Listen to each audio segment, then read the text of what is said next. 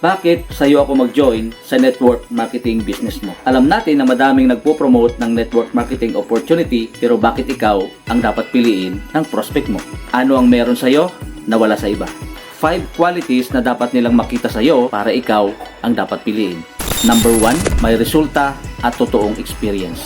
Hindi ka lang basta nagpo-promote, may personal results ka. Ibig sabihin, ginagamit mo ang produkto, naintindihan mo ang sistema, at napatunayan mong gumagana ito.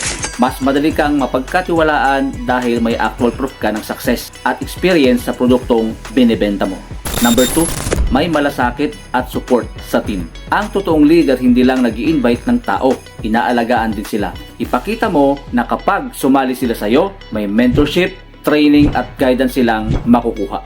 Hindi lang sila basta ni-recruit, kundi parte sila ng strong supportive team. Number 3, honest at transparent sa business. Walang hype, walang false promises. Ipakita mo na tapat ka sa negosyo.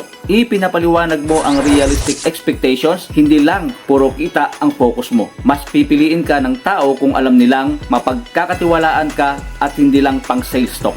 Number 4, marunong sa marketing at social media. Ngayon, hindi na pwedeng traditional lang ang approach. Kung marunong kang gumamit ng social media at AI-powered tools sa pagmamarket ng business mo, mas madali silang maingganyo na sumali sa'yo. Lalo na kung tuturuan mo rin sila kung paano gawin to. Number 5, consistent at committed sa success nila. Maraming network marketers ang seasonal. Active ngayon, bukas wala na. Ipakita mo na ikaw ay consistent, dedicated at hindi madaling sumuko. Ang success ng team mo ay priority mo at gagabayan mo sila hanggang magtagumpay din sila. Kung gusto nilang sumali sa leader na may resulta, may malasakit, honest, marunong sa marketing at committed sa team, ikaw ang tamang piliin nila. Ipakita mo na ikaw ay best mentor sa kanila.